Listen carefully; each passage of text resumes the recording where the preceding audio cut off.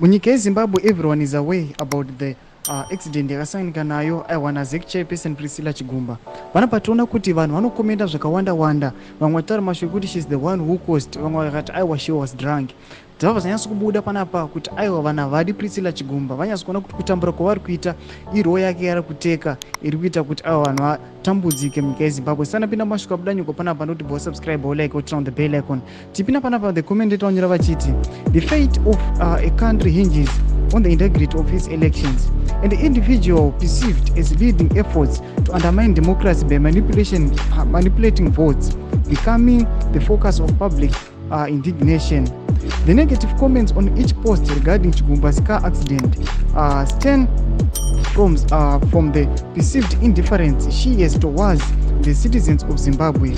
While she may be part of the more malevolent system, the public views her as the embodiment of vote manipulation and ongoing attempts to prevent democracy from taking roots in Zimbabwe. Individuals possess the right to share their authentic opinions about her on social media, as it continues to be a primary platform where people can express their views with minimal risk of persecution. Panapa tinoona kuti aiwa vanhu vari kunzi pasocial media vanhu vanonzi ndo pahendo panokwanisa kutaura zvavanoda zvavasingatauri mupublic, vachinzi aiwa pane maminimum risk ekuva persecuted. Vanhu vakatora the opportunity kuexpressa aiwa their feeling pane chiitiko chakaitika cheaccident yaPriscilla Chigumba. Vamwe vachiti aiwa dezvavo Mwari wakanga vakamutora, vamwe vachiti aiwa Priscilla Chigumba ndiye ari kukonzeresa kutambura nyika yeZimbabwe.